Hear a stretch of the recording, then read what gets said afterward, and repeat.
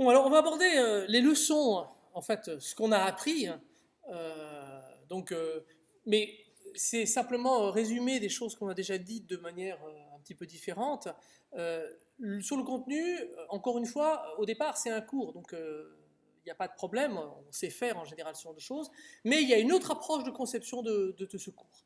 Hein, il y a le fait que ce soit des petites séquences et qu'on soit obligé de faire un morcelage, rend le chapitrage qui est délicat.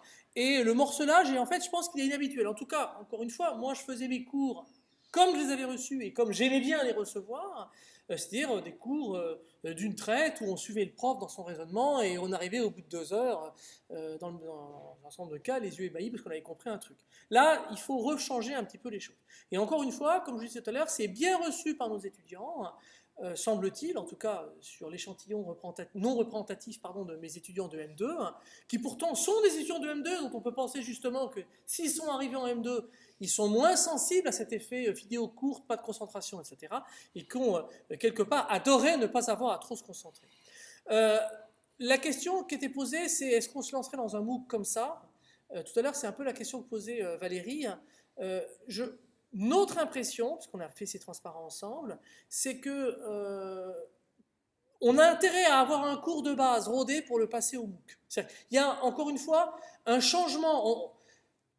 Peut-être que dans 10 ans, on pourra concevoir directement un MOOC from scratch avec rien avant. Je pense qu'il y a une gymnastique à laquelle il faut qu'on s'habitue. Et à mon avis, à ce stade, vaut mieux qu'on ait un cours qui soit déjà rodé avec du matériel qui est abondant. Et parce qu'il faut recentrer, comme disait Christian, test-driven learning, c'est-à-dire que les séquences, elles ont un objectif, on va essayer de tester qu'est-ce que ça veut dire, comment on construit. Et en fait, on va construire notre cartographie sur la base de ces séquences et le raisonnement sur la base de ces séquences. Le recrutement d'une équipe élargie, on a déjà évoqué le fait que qu'est-ce qu'il faut lui dire. On sait un peu plus qu'il y a 6 mois, mais il y a encore sans doute des choses à dégrossir. La rétribution des auteurs de MOOC, on a évoqué ce problème-là au moment des questions. Et puis, il y a aussi des éléments qui sont surprenants. Alors, moi, j'ai de la chance, moi j'ai été, puis toi aussi Christian, moi j'ai fait le gradient. Le premier gradient, c'est de passer du cours devant des étudiants, où déjà on a un peu les chocottes. Enfin, je sais pas vous, mais moi, le premier cours avec les étudiants, j'ai toujours un petit nœud à l'estomac, ça dure bien 1 minute, le temps que ça devienne le combat entre eux et moi, il faut que je les convainque à rester. Mais là, on découvre le cours devant les étudiants, plus une caméra. Alors là, on monte un peu la pression parce que je veux bien me planter devant 25 étudiants et on peut se rattraper, mais la caméra, en fait, quand on est face aux étudiants, on ne peut pas revenir en arrière. Et du coup, on fait beaucoup plus attention à ce qu'on dit. Enfin, il y a une tension supplémentaire. Et puis après, il y a l'étape du dessus, c'est le cours devant une caméra sans personne. Alors là, par contre, le gros truc qui devient génial, c'est qu'on peut faire pouf pouf, je la refais et on reprend les 10 dernières minutes, ce qui était un peu bizarre devant des étudiants, parce qu'on peut monter après coup. Mais par contre, c'est extrêmement déroutant de ne pas avoir de feedback. Alors, c'est ce qui fait qu'effectivement, comme le disait Christian, on n'explique en général qu'une fois, qui est la manière qui nous semble la plus immédiate, et puis indépendamment de ce que les étudiants comprendront ou ne comprendront pas. Ce qui d'ailleurs rend intéressant le couplage avec des forums, parce que les participants du MOOC entre eux s'expliquent les choses, mais parfois pas avec le même discours que les enseignants. Moi, dans les vidéos bilans, j'ai été une fois amené à reprendre un discours sur le modèle MVC, qui manifestement avait du mal à passer. J'ai un moment pompé le discours d'un des participants qui avait rédigé les choses, parce que c'est pas mon discours. Il dit, je souscrivais à ce qu'il disait, mais il ne disait pas de la même manière que moi. Et donc, il faudra peut-être trouver, quand même, la répétition, c'est la mère de la pédagogie. Et donc, il faudra trouver un autre moyen de répéter. Probablement, on répète une fois en vidéo, on répète une fois peut-être avec un bout de cours ou un bouquin qui est référencé, une fois sur un forum, etc., etc. Et puis enfin, bon, moi j'ai été amené à toucher le montage vidéo pour les bilans, et je peux vous assurer que c'est un métier, effectivement. Filmer un cours, ça prend la durée du cours, plus peut-être les 2 reprises qu'on va faire, mais on ne se reprend pas toutes les 5 minutes. Par contre, monter le cours, ça c'est en général, il faut au minimum repasser le temps du cours pour repasser toutes les choses et dégager les scores. Oui, puis c'est un vrai métier. Pour avoir essayé de faire comment dire, une bande-annonce en août dernier, j'ai passé 6 heures pour 1 minute 30 de bande-annonce et c'était pitoyable. Bon. Ouais, il y avait aussi des problèmes de scénarisation, en fait. Ce qui se passe, moi, ce que j'ai appris quand on a fait la bande-annonce, et ça, les gars du CPM, c'est qu'ils sont arrivés, on discute, on construit une scénarisation. C'est un spot publicitaire qui doit faire 2 minutes ou un truc comme ça. Regardez, on avait regardé toute une série de spots équivalents sur EDX, sur Coursera, etc., les cours de l'EPFL, les cours de l'X, les cours de... Et d'ailleurs, à la fin, c'était assez rigolo parce qu'on pouvait voir lesquels avaient clairement été coachés, lesquels avaient un côté un peu Fais soi-même. fait soi-même à la Ouais. maison dans sa cuisine. Et c'est vrai que c'est un point qui est déroutant. Alors, c'est marrant parce que moi, je l'ai vu comme une demi-journée de tournage, ce truc-là, parce que ça a pris une demi-journée pour 2 minutes au bout du compte.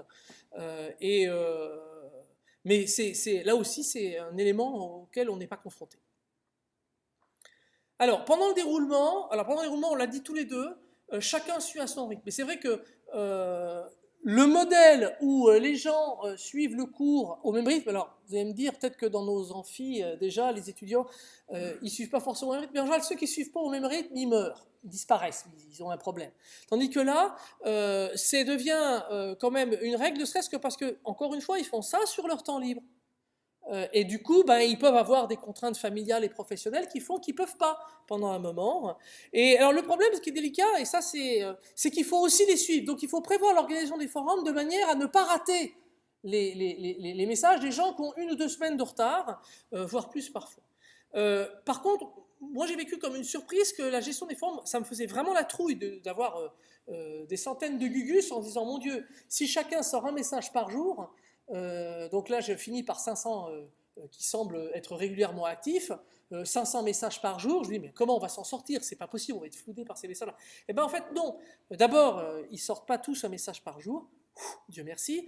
Deuxièmement, il y a une autorégulation. Et parfois, effectivement, on arrive, on voit un truc, il y a une question qui est posée, et puis le problème s'est résolu avant même qu'on intervienne. On est content et on continue. Donc, c'est plus facile que prévu. En fait, quand on faisait nos prévisions avec Christian, on surestimait le nombre de community managers, et je pense qu'on doit pouvoir réguler ça de façon un petit peu mieux. Probablement à condition aussi de mieux expliquer aux community managers ce qu'ils doivent faire, et là on n'avait pas été très très bon. Il y a une très grosse attrition, et ça c'est aussi observé. Il y a les touristes et les égarés. Le mec qui veut faire de la programmation sur iOS ou Windows avec déploiement sur un iPhone, j'appelle ça un égaré, je veux dire.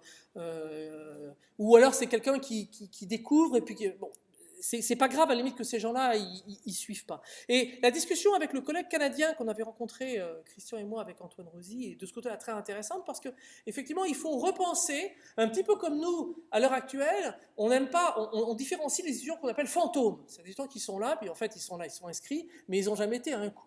Mais en fait, il y a un phénomène similaire, et effectivement, le collègue québécois, il a une classification, il dit qu'il ne faut pas comparer par rapport aux inscrits, mais par rapport aux gens. Il faut définir en fait un seuil minimal d'interactivité, à partir duquel on considère qu'il s'est passé quelque chose, et à ce moment-là, on regarde à partir de ce seuil-là, parce que sinon, effectivement, comme c'est facile, en tout cas à l'heure actuelle, de s'inscrire sur un MOOC, le jour où les gens paieront 10 000 $, peut-être qu'effectivement ils réfléchiront à 2 fois avant d'abandonner le MOOC, eh bien, on a beaucoup d'attrition pour plein de choses. Donc ça pose la question de comment compter les effectifs. Et puis, encore une fois, je le répète, beaucoup de gens rêvent, et ça inquiète un certain nombre de collègues, les MOOC comme un substitut au cours actuel. Ouais, on va faire des économies, moins de profs, moins de fac, moins de machin, etc. Et en fait, c'est pas vrai. Je pense que s'il y a beaucoup d'échecs au niveau des MOOC, c'est que si c'est facile de rentrer, c'est plus difficile de suivre le cours qu'un cours normal, parce qu'il n'y a pas un Gus en face de toi qui peut te secouer, etc. À un moment, on fait stop sur les vidéos, on s'arrête, on va se coucher, et c'est fini. Il n'y a personne pour nous dire « Non, non, tu devrais regarder à la fin, ça va devenir intéressant » ou quelque chose comme ça. Et par conséquent, il faut que les gens ils aient leur propre motivation. Et encore une fois, ça se retrouve sur le fait que quand ceux qui vont jusqu'au bout font vraiment les choses à fond. Je vais continuer là. Les interactions, là aussi, ça marche. Et à mon avis, c'est la grande force. Christian l'a dit dès le début, un MOOC ne marchera que si on arrive à trouver un truc pour encourager, récompenser, forcer les gens. Moi, j'avais cette image que beaucoup d'étudiants participants de MOOC ont bien aimé, c'est la salle de TP mondiale. Je leur dis, ben, moi j'aime bien dans les salles de TP que ce soit le bordel, parce que ça veut dire que les étudiants ils discutent entre eux. Alors évidemment, il ne faut pas qu'ils discutent dans les matchs de football, mais s'ils discutent de comment tu as fait ci, comment tu as fait, c'est des échanges. Et l'idée, c'est d'arriver à recréer, via ce substrat technologique, ce type d'échange. Et c'est vrai que quand un forum est bien fait, eh bien, ça permet de fonctionner. Alors, les forums, il faut qu'ils soient plutôt la Stack Overflow avec un système de notation. On m'a rétorqué que les forums de fun avaient un système de notation, c'est vrai. Il n'est pas très bien foutu, pas très bien visible, parce qu'il est en fait pas, en tout cas chez moi, il n'a pas été utilisé. Et puis, du coup, les fameux quelques pourcents d'étudiants extrêmement motivés avec qui on peut avoir vraiment une relation quasi d'égal à égal, parce que même si nous, on sait plus de choses techniquement sur le cours qu'on suit, ils ont une vraie proactivité qui nous apportent des choses, et bien là, ce qui est génial, c'est que comme on a des grands nombres, il y en a une masse critique plus importante, et au lieu d'en avoir un par an dans un cours, on se retrouve avec 50 d'un seul coup, et c'est génial, parce qu'ils nous trouvent plein de bugs, ils nous, je veux dire, voilà, c'est quelques petits lots d'hyperactifs, ils nous font un joli amphi à eux tout seuls, et du coup, ben, il faut être capable d'alimenter derrière. Par contre, il faut voir qu'ils ont aussi des attentes, et qu'il faut faire attention à ne pas se laisser bouffer dans les attentes. Donc il y a des choix derrière qu'il faut, il faut être capable de tenir bon, parce que sinon, on y passe son temps. Par exemple, un des points sur lesquels moi j'ai tenu bon, les gens voulaient qu'on mette les supports, les archives des exemples. Je les ai tous programmés, je peux facilement filer les archives. Et en fait, l'argument c'est con, on doit tout retaper. Alors c'est marrant parce que là aussi c'est un problème qui s'est réglé avant que je débarque dans la journée. Quelqu'un d'autre a dit mais non, au contraire, c'est bien de les taper, parce que si tu les tapes, tu les comprends mieux. Tandis que sinon, tu fais un copier-coller, ça n'a aucun intérêt. Voire tu fais un unzip et puis ça marche, et puis oh, tu as ton bout de code qui marche, mais tu n'as pas forcément compris pour autant pourquoi il marche. Et je crois beaucoup à ça. Donc, par exemple, c'est des choses que je n'ai pas faites alors que j'ai eu un certain nombre de demandes. Donc voilà, on peut quand même malgré tout garder son libre arbitre sur ce qu'on veut faire et pas faire. Alors, la question qu'on s'est posée aussi avec Christian, c'est le MOOC est-il forcément lié à un cours classique? Un cours classique au sens un cours qui existe. Pour l'instant, on aurait tendance à dire plutôt oui, en ce sens qu'à ce stade-là, il y a tellement de trucs nouveaux que tant qu'on n'a pas compris comment la bestiole fonctionne, vaut mieux qu'on ait du matériel rodé pour que, au moins sur la partie technique, on soit à l'aise. Après, bon, il y a d'autres questions qui se posent, comme tourner face aux étudiants versus tourner en studio. Les deux ont leur avantage et leur inconvénient.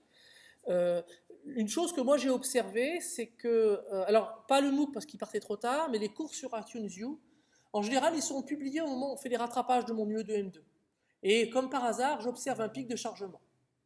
Voilà. Donc, alors, comme c'est sur iTunes U, c'est pas sur les vidéos, mais comme il y a du matériel que j'ai mis sur ma page web et que j'ai traqué pour justement avoir un indice, j'observe que ce matériel-là, il est téléchargé. Donc, je pense que, bon, plusieurs années de suite, c'est un peu bizarre que ça arrive au même moment quand même. Voilà. L'autre chose qui est importante, c'est qu'on est extrêmement lié à la plateforme et aux possibilités de la plateforme. Et moi, je pense que dans une certaine mesure, un des points importants, c'est de raisonner sur le cours à part entière. Et peut-être, par exemple, l'année prochaine, je vais beaucoup enrichir mon cours parce qu'il va passer sur plus de temps. Je ne vais pas pouvoir bourrer plus de matériel dans le même temps. Il faudra que je fasse des choix. C'est-à-dire que probablement, on pourrait imaginer, si le cours est lié à un cours classique, qu'il y a le cours classique avec une certaine quantité de matériel et un sous-ensemble qui est extrait, peut-être quelques éléments originaux qui sont créés dans le cas uniquement du MOOC. Alors la différence, elle serait liée au fait que le public est beaucoup plus hétérogène. Nous, on fait un cours, alors il est déjà hétérogène, mais on fait un cours de L3 informatique. Le mec qui fait du L3 informatique, on peut considérer qu'il est en L3 informatique, il a un background donné, et on s'appuie sur ce background donné. Là, quand vous avez des gens qui viennent de tous les horizons, vous ne pouvez plus imaginer qu'ils ont le même background, et dans ce cas-là, effectivement, il faut probablement être capable d'élaguer à cause de ça, sinon on met le cours à un niveau où il est difficile à suivre. Et donc, voilà, par exemple, là, dans les expériences qu'il y a, c'est intéressant, parce que sur le cours de programmation récursive, la structure est identique, puisqu'en fait, le cours faisait déjà 10 semaines. Donc, Christian ne s'est pas posé la question. Il dit, je vais reporter le schéma de ce cours qui fonctionne en 10 semaines sur 10 semaines. Moi, mon cours, il était sur 6 semaines. Je savais une chose, c'est que je ne pouvais pas imaginer que les mecs, ils s'en sortiraient. Nos étudiants, ils rament déjà un peu. Donc, du coup, on a changé le format. Et la question est que l'année prochaine, j'envisage même d'aller plus loin et peut-être de faire deux MOOC. Un MOOC plutôt orienté débutant, un MOOC plutôt orienté plus approfondie. Donc là aussi, probablement qu'au début, on va avoir des cours qui vont correspondre à un cours classique, mais on peut imaginer qu'au fur et à mesure des expériences, la distance se fasse et qu'on arrive au stade de la question de Valérie, c'est est-ce qu'on peut décider de monter from scratch, c'est comme ça que j'interprète sa question, un MOOC du jour au lendemain. Aujourd'hui, je ne sais pas toi Christian, mais moi je ne me sens pas de faire un MOOC sur un cours pas déjà existant. Oui. J'ai suivi le MOOC, là, de construire son MOOC de A à Z, donc un MOOC sur Fun. Donc je l'ai suivi en proposant un MOOC de 4 semaines qui serait correction automatisée de programmes informatiques, qui est en gros d'essayer d'apprendre aux gens comment faire des exercices à correction automatisée. Là, si je me lance vraiment dedans, puisque je pars à la retraite dans 2 mois maintenant, ça serait un MOOC from scratch. Bon, le ferais-je? Je ne sais pas. Alors, il y a aussi autre chose, c'est que dans le cadre de la vie d'un MOOC, on peut imaginer que, Christian l'a déjà un petit peu évoqué, les retours du MOOC vont enrichir le cours, ça c'est clair, c'est évident. Par contre, le problème, c'est que une fois qu'on a enrichi le cours, ce serait bien de rétrofiter sur le MOOC. Voilà. Alors le problème, c'est qu'à l'heure actuelle, par exemple, s'il faut retourner des vidéos, toutes ou simplement une partie, ou s'il faut revoir le matériel, ou si on change de plateforme parce qu'on découvre qu'il y a un mécanisme d'interactivité qu'on veut utiliser, etc., il y a un coût malgré tout, même si on a une certaine indépendance par rapport à la plateforme, qui est délicat, et c'est moins facile parce que c'est essentiellement plus coûteux, tandis que simplement changer un sujet d'exercice ou refaire quelques transparents pour les redire à des étudiants l'année d'après, c'est quelque chose de beaucoup plus facile. Mais refaire un transparent dans la vidéo, c'est compliqué.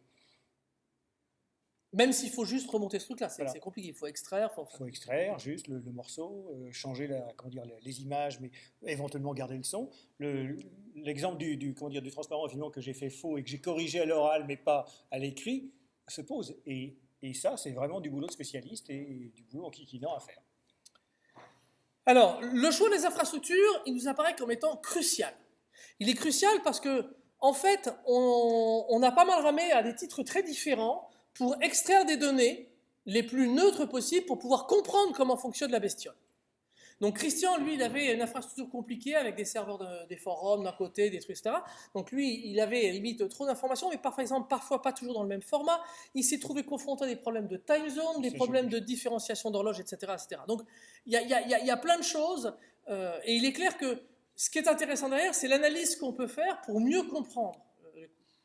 Donc le critère pour une plateforme, c'est d'abord l'ergonomie, parce qu'il faut qu'elle soit intuitive pour l'utilisateur, à la fois nous, mais surtout les participants, que les fonctionnalités sur les aspects échanges soient complètement blindées, le déploiement doit être facile et automatisable, parce que je pense que passer 10 000 clics pour installer un MOOC, ça va très vite lasser les gens, donc on va forcément avoir des procédures de déploiement automatisées, ou quasi automatisées, qu'elle nous fournisse toute une série d'informations qui nous permettent de faire ce fameux Learning Analytics. Donc c'est ce qu'on a essayé d'approcher quand Christian et moi on vous a montré des 2D. Moi par exemple, la question, je voulais savoir si il y avait une différenciation dans les pays qui suivent le MOOC et ceux qui ne le suivent pas, et si la différenciation elle peut être liée à un problème technologique, un problème de langue ou autre. Voilà, c'est intéressant d'avoir des informations pertinentes que l'on puisse corréler, même si elles sont anonymes, comprendre que par exemple le fait qu'on fait plus de 50% des exercices aboutissent à une probabilité de réussite plus élevée. Alors encore une fois, on ne sera pas surpris parce que c'est quelque chose qu'on observe déjà, mais c'est agréable d'en avoir une concrétisation sur une large échelle. Et puis surtout, il faut qu'on puisse extraire l'information parfois en continu, parce que cette information qu'on extrait, parfois elle peut révéler un problème qu'on doit être amené à résoudre. Il y a un problème d'ouverture aussi. En particulier, les plateformes, elles offrent, si elles sont trop monolithiques, il faut par exemple qu'on puisse installer des extensions qui seraient par exemple dédiées à un type de cours, par exemple une connexion vers un environnement de programmation intégré, style ce qu'a fait Christian, une connexion vers un système de correction automatisé. Ou toi-même, l'inscription à Fun aurait dû permettre l'inscription à CADSI automatique. Et ça demande un petit bout de code minuscule à faire côté Fun, et c'est absolument pas possible. Donc la fermeture de certaines plateformes est préjudiciable à ce genre de choses dès qu'on veut utiliser une fonctionnalité qui n'est pas dans la plateforme que vous visez. Il faut qu'elle puisse gérer des canaux de communication multiples. Par exemple, un truc tout con, Fun, ne permet pas de faire de mails personnalisés. Or, typiquement, si je veux envoyer une URL ou si je veux envoyer des choses que je vais avoir envie de particulariser, on peut imaginer qu'on peut envoyer des exercices avec des QCM qui ne seront pas forcément dans le même ordre. Il y a beaucoup de choses qui se font là-dessus pour justement rendre la tricherie plus difficile. Eh bien, ça veut dire qu'il faut que soit la plateforme intègre ce type de mécanisme, soit permette de les enrichir. Ça, c'est extrêmement important. Et puis, il y a évidemment le problème de l'archivage des contenus. On va découvrir ce qui se passe du côté fun par rapport à ça.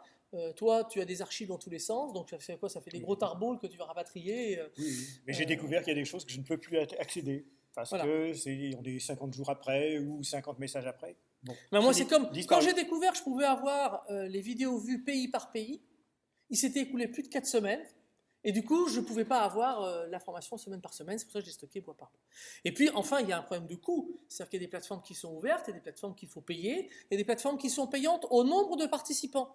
En particulier, la solution que tu avais choisie, Christian, elle était gratuite jusqu'à un certain stade, et puis après, jusqu'à une certaine charge des machines.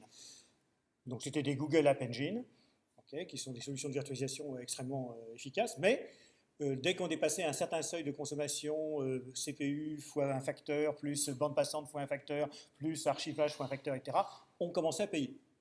Donc, il faut faire attention, évidemment, à ce genre de choses. Je voudrais juste revenir sur le précédent.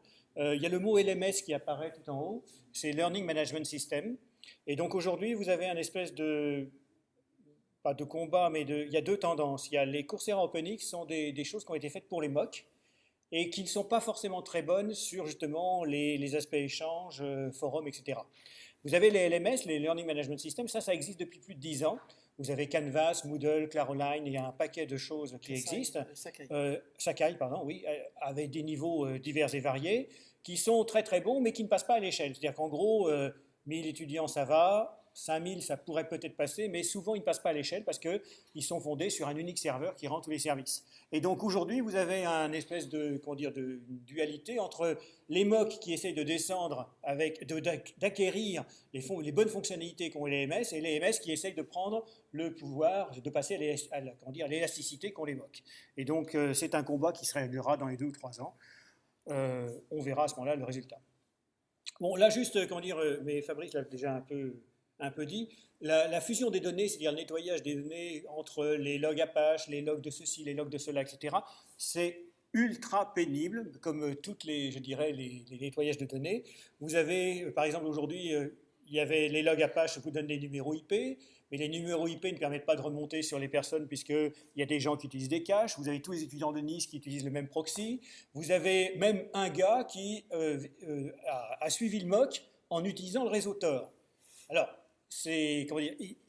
je savais qui c'était parce qu'il s'était authentifié, et dans la même seconde, il a utilisé 3 numéros IP différents. Vous devez vous penser qu'effectivement, il utilise le réseau Tor. Donc, les time zones, on a eu un changement d'horaire en plein milieu du MOOC, donc ça devient atroce. Je vous passe sur les locales où les dates sont écrites à l'américaine, en français, avec des lettres, avec des chiffres, etc. J'ai passé 2 jours entiers à nettoyer les données et je ne suis pas encore vraiment certain du résultat. Il y a aussi un autre truc aussi, c'est on sait compter par exemple sur les serveurs du PMC le nombre de téléchargements, plus exactement le nombre de requêtes demandant à lire tel MP4, telle vidéo. Le problème, c'est que quand vous voyez que la personne a rechargé 3 fois le même MP4 à 1 minute d'intervalle, vous dites « Ah, il devait être en streaming », et donc il a demandé les 10 premiers kilooctets de la vidéo, histoire d'avoir l'entête qui permet d'avoir notamment par exemple la taille de la vidéo qui est dans l'entête, et puis après il y a eu une perte de connexion, il a redemandé la suite, etc. Donc vous comptez quoi? 3 téléchargements, 1 téléchargement, etc. Et tout ça en fait se perd dans il faut savoir comment sont paramétrés les serveurs, et c'est vraiment compliqué. Alors, sur cet aspect-là d'ailleurs, Dailymotion ou YouTube en fait comptabilisent des vidéos, il faut qu'elles aient été visionnées un certain nombre de fois, d'après ce que j'ai dit. Au moins une certaine durée. Excuse-moi, une certaine durée, oui, une certaine durée, tout à fait. Voilà. Donc, mais vous ne connaissez pas la durée. Mais le fait que la plateforme fasse ce travail, c'est-à-dire qu'effectivement, on n'a pas à le faire. Voilà.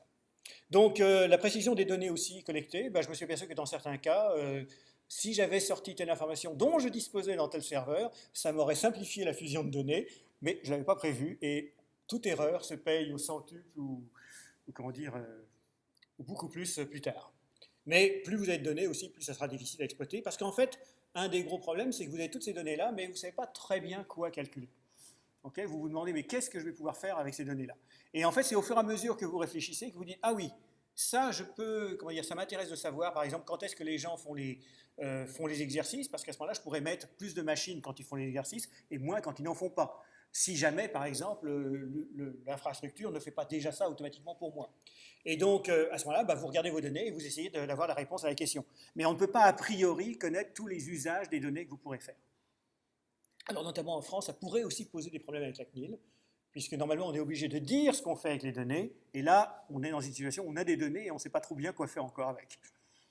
Oui, alors, encore une fois, quand on les exploite en interne, c'est un peu plus difficile, mais c'est vrai qu'il faut faire attention à ça. Il y a le fait que, du coup, effectivement, l'exploitation et la corrélation, ça s'appelle les jointures, c'est effectivement extrêmement coûteux. Et puis, la question, c'est que chercher, que calculer. Là, dans notre discussion avec le collègue québécois, c'était intéressant parce que lui, il s'est intéressé à la persévérance. Et c'est vrai que la persévérance est un facteur de réussite, donc c'est ce qu'on recherche. Donc c'est intéressant. En particulier, il a une classification marrante des comportements. Là, on arrive sur des aspects qui sont, à mon avis, assez intéressants. L'idée est, en fait, d'utiliser cette classification pour, en fait, anticiper un échec potentiel. Alors lui, il a fait 4 classifications. Il a ce qu'on appelle l'évaluateur, c'est le mec qui regarde pas trop les vidéos puis qui fait les tests dans tous les sens. Il a le lecteur curieux, lui au contraire, lui il lit beaucoup de choses, il batifole beaucoup, il regarde les vidéos s'il y en a, etc., etc. Mais il fait pas beaucoup d'évaluation.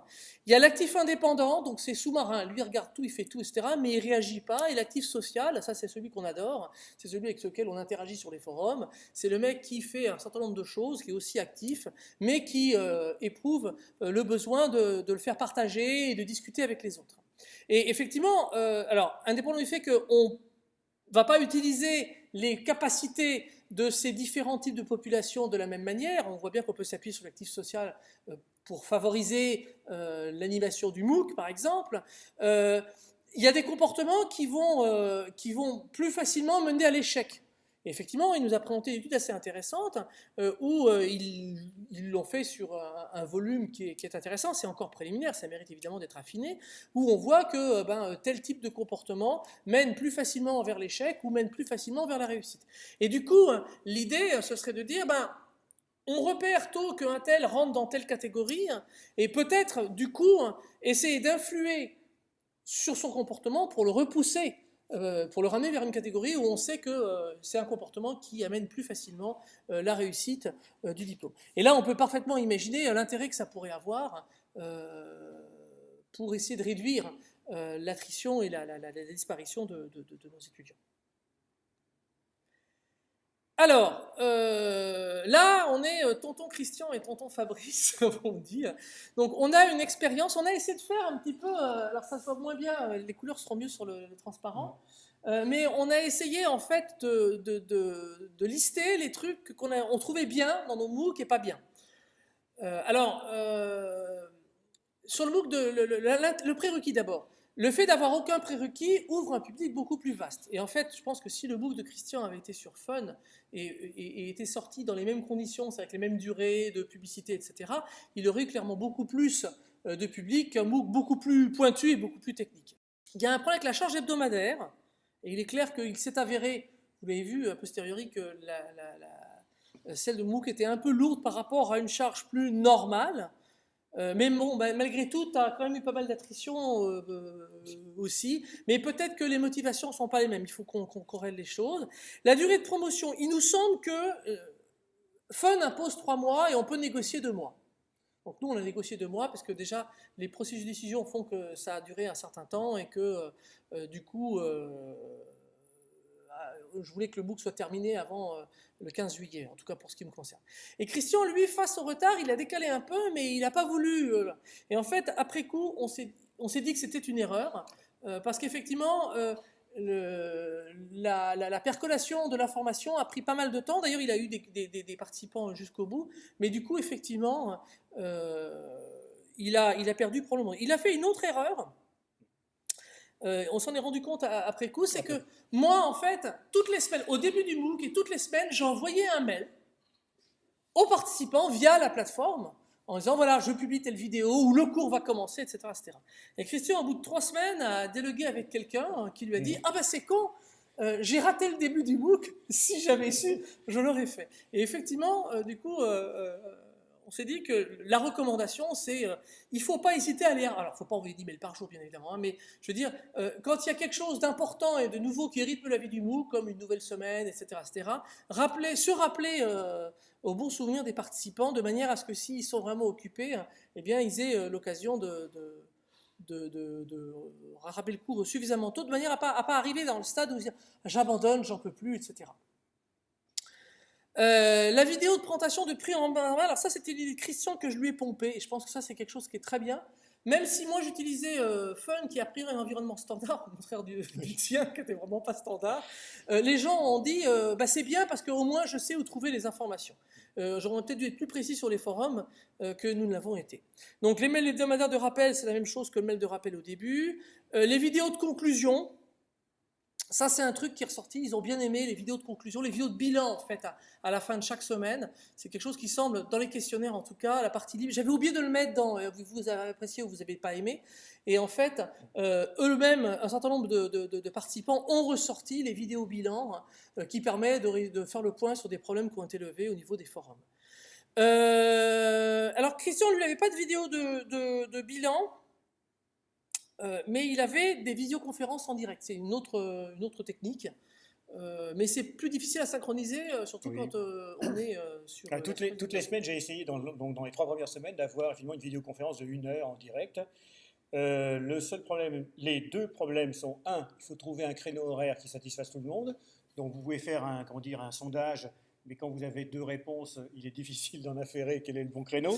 Et deuxièmement, quand vous avez 2 personnes, enfin 1 personne et demie, puisque il y en a une qui a eu du mal à se connecter avec son Windows et à trouver les bons codecs qui allaient bien, et que vous avez les mêmes personnes pendant 3 semaines et qui vous posent plus de questions parce qu'en fait ils ont épuisé tout leur stock, bah, j'ai dû arrêter ces vidéoconférences en direct. Ça n'a de sens qu'effectivement si on a un nombre conséquent de participants. Alors, la correction par les pairs. Alors, Christian, lui, n'avait pas ça. Je pense que soit on a une correction automatisée, ce qui remplace avantageusement la correction par les pairs, même si c'est plus impersonnel. Et nous, c'était partiel parce qu'on a fait un substitut suite à la différence du module idoine. Mais c'est des mécanismes qui sont très très très importants. Encore une fois, ça participe à cette activité. Les forums aussi. Alors moi j'ai mis oui en orange parce que je ne suis pas tout à fait satisfait, mais je connais personne qui l'est. Encore une fois, ils ont le mérite d'exister, les forums de Fun. Mais là, ils sont clairement un peu jeunes et ce n'était pas le modèle de forum idéal pour nous. Le partage de code. Donc nous, c'était via la plateforme d'échange où les gens partagent leur propre code. Toi, je crois que tu avais la possibilité. Moi, c'était la galerie des exercices graphiques qui permettaient d'exposer effectivement les œuvres. Bon, les QCM. Alors, moi j'ai mis oui parce qu'on a eu des petits problèmes sur les QCM, et ça c'est entièrement notre faute en orange. Je ne suis pas fanat non plus des QCM. Je pense que c'est bien pour s'assurer qu'on a bien compris des concepts d'une vidéo. Après, s'en servir pour faire de l'évaluation. Je sais que les médecins en France font ça, les Américains adorent ce truc-là. Moi, j'arrive pas à être fanat. Surtout sur des cours où, quand même, par exemple, un cours de programmation, c'est pas simplement de savoir un truc ou pas, mais c'est aussi une capacité de raisonnement, de concrétiser un algorithme. Et on attend un peu plus que simplement une réponse dans un QCM. Alors, les QCM sont en orange aussi chez moi, puisqu'en fait, il y en avait en gros jusqu'au cours 6. Et lors du questionnaire intermédiaire à la 3e séance, les gens ont dit que les QCM ne les intéressaient pas, parce qu'en fait, ce qui les intéressait, c'était de faire les exercices, et donc de vraiment coder et de savoir ce que valait leur code. Poser des questions sur le cours dans un cours de programmation sans programmer, ça leur paraissait complètement stupide. Et donc les QCM étaient relativement boudés, et donc on a arrêté à partir de la 6e semaine d'en faire. Alors, les marqueurs de progression, ça c'est très très important. Alors Christian, il avait le fameux tableau de chasse. Alors moi, c'était beaucoup plus léger puisque c'était l'application de la semaine ou simplement des retours qu'on pouvait avoir, mais on ne peut pas tout corriger non plus, hein. Et ça, c'est clair que ça fait partie des choses qu'il faut absolument avoir de la manière la plus poussée possible. Et puis, bien évidemment, la certification ou une attestation quelque chose d'équivalent, c'est une carotte qui même si elle n'intéresse pas tout le monde, moi j'ai été surpris de lire, et puis je constate que presque la moitié des gens ne sont pas intéressés par ça. C'est quelque chose qui peut en tout cas en intéresser d'autres. Voilà. Alors, quelques regrets, Christian? Alors, quelques regrets. J'avais prévu, et je m'en étais ouvert à un certain nombre de gens avant le départ du MOOC. Donc, c'était des plans que j'avais déjà en juin dernier, lors de la première journée sur les MOOC qui avait lieu, comment dire, Place d'Italie. C'était la possibilité de faire travailler les gens en binôme. J'ai une espèce d'algorithme qui permet d'estimer la force d'un étudiant. Donc en gros, sa force, entre 0 et 100%. Et le binomage, c'était en fait de dire, tiens, j'ai envie de faire tel exercice à telle heure, je cherche un binôme. La plateforme aurait donné le choix avec des gens qui sont à peu près de la même force, et les gens auraient pu travailler avec un document partagé, une sorte de Google Doc, mais fait pour du code, pour effectivement ensuite avoir une note commune aux deux. Le fait d'avoir aussi une estimation de la force des étudiants permet d'avoir un autre système qui est non pas le duo ou binomage, mais le duel. C'est-à-dire vous proposez un même exercice aux deux et vous dites et que le meilleur gagne, c'est-à-dire en le moins de temps possible, comment arriver à 100%. Et là encore, ça n'a de sens que si vous donnez un opposant qui est à peu près de la même force que vous. Donc tout repose sur cette algorithmique d'estimation de la force d'un étudiant. Donc ça, c'était un truc. Malheureusement, le code a été prêt qu'en semaine 8. Et comme j'avais plus encore que 20 étudiants, je me suis dit, bon, je ne vais pas le déployer. Le truc aussi que j'avais proposé donc en juin dernier, c'était l'Epsilon Better Pipping. C'est l'idée de se dire, si j'ai 10 000 étudiants, je ne pourrais pas les aider tous. Comment je pourrais faire en sorte qu'ils s'améliorent? Et l'idée était de dire, si un étudiant poste une solution et qu'il obtient 4 sur 20, on peut lui dire, est-ce que vous avez envie de voir une copie à un peu plus que la vôtre, 5 sur 20 par exemple, et de manière à ce qu'il puisse étudier le code et regarder si effectivement l'algorithme est meilleur ou les vérifications sont meilleures, de manière à premièrement lire du code, ce qui est toujours important, et deuxièmement arriver à en inférer pourquoi c'est meilleur que sa propre solution. Et là encore, ça a été, c'était prêt à la 8e semaine, mais d'un autre côté, il y a un gros problème, c'est que vous ne pouvez présenter des copies un peu meilleures que si vous avez des copies. Or, comme c'était la première édition du MOOC, je n'avais pas encore assez de copies accumulées pour pouvoir proposer ça. Maintenant, j'en ai des milliers, donc je vais pouvoir effectivement mettre ça l'année prochaine, s'il y a une prochaine édition, en place. Alors, le retour sur l'exercice réussi, ça c'est aussi quelque chose que les gens m'ont demandé. Ils m'ont dit, bon, j'ai 100%, mais j'aurais bien aimé savoir s'il y avait une meilleure solution que la mienne. Et je pense que ça, c'est quelque chose qui peut être réglé par justement l'Epsilon Better Pipping, où vous dites, vous avez 100%, je vais vous montrer une copie qui fait aussi 100%, mais qui est un peu différente de la vôtre, ce qui demande de faire de la taxonomie sur les styles de programmation, de manière à essayer de proposer une copie qui est différente de celle. Donc là encore, il y a pas mal de choses à faire, mais je pense qu'un retour sur l'exercice réussi, aussi bien que des retours sur des exercices ratés, c'est important effectivement pour monter et forcer les gens à lire du code. Puis bien sûr, il y a les trucs classiques, améliorer les correcteurs, faire des meilleurs rapports, vérifier la complexité de certaines opérations linéaires, quadratiques, etc. Vérifier le style. Si vous êtes en Java, vous pouvez tout passer dans CheckStyle, par exemple, pour dire votre code, franchement, il est mal présenté, etc., etc. Alors, ça me concerne plutôt moi, c'est l'absence de correction par les pairs, ça c'est vraiment dommage, avec l'évaluation des correcteurs, et puis les forums qu'on a trouvés assez faibles, et enfin, les sous-titrages en français, c'est un truc auquel on n'avait pas pensé, et ça nous a été demandé. Alors rapidement, il y a aussi quelques souhaits, on arrive à la fin. En fait, donc, certains souhaits sont liés à notre liste de regrets, mais principalement au fait qu'on aimerait mieux comprendre le parcours des apprenants, pour comprendre comment on peut les aider mieux. Christian a évoqué, donc je ne vais pas revenir dessus, les glossaires et mécanismes d'expression évolués, on en a parlé. Le patch des erreurs en temps réel, ça c'est quelque chose surtout sur les transparents. Et là, on a parlé le problème vidéo, il y a une typo dans le transparent, on s'en est rendu compte lorsque les gens ont vu les vidéos, on aimerait pouvoir corriger les choses facilement. Et puis le relais dans les pays étrangers. Puis il y a des expériences aussi, alors c'est des choses qui sont des souhaits, mais des souhaits peut-être plus compliqués à mettre en œuvre, le polyglottisme via sous-titrage ou via doublure, et puis tout ce qui est interaction plus poussée entre vidéo, QCM et autres.